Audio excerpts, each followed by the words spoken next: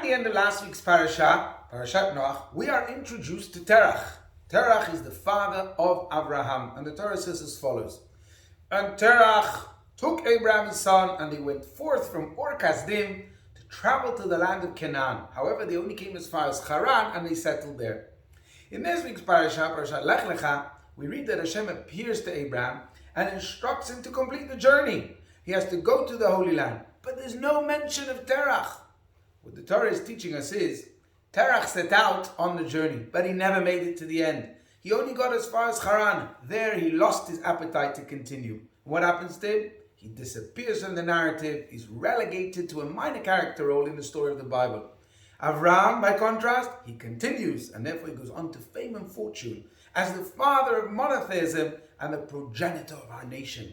Because to succeed in life, it's not enough just to start off on the right foot. You got to carry through all the way to the end. It's so tempting to be satisfied with an almost there outcome. But to make a permanent impression on the fabric of life, you got to keep plugging away all the way to the finish line.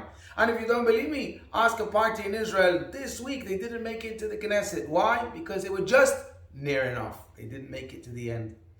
There's a story about a little boy who was the champion tree climber in his neighborhood. When he was asked for his secret, he said as follows. All the boys, as they're climbing, they keep looking down to see how far they've climbed and where they're up to. And it wastes precious time and sometimes even discourages them from going any higher. The boy said, I don't allow myself to look down until I reach the top. And that's why I always win.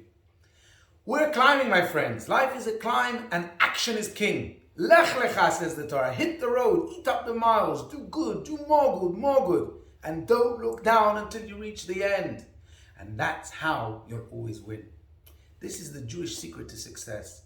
And this is how we become successful Jews. Shabbat Shalom.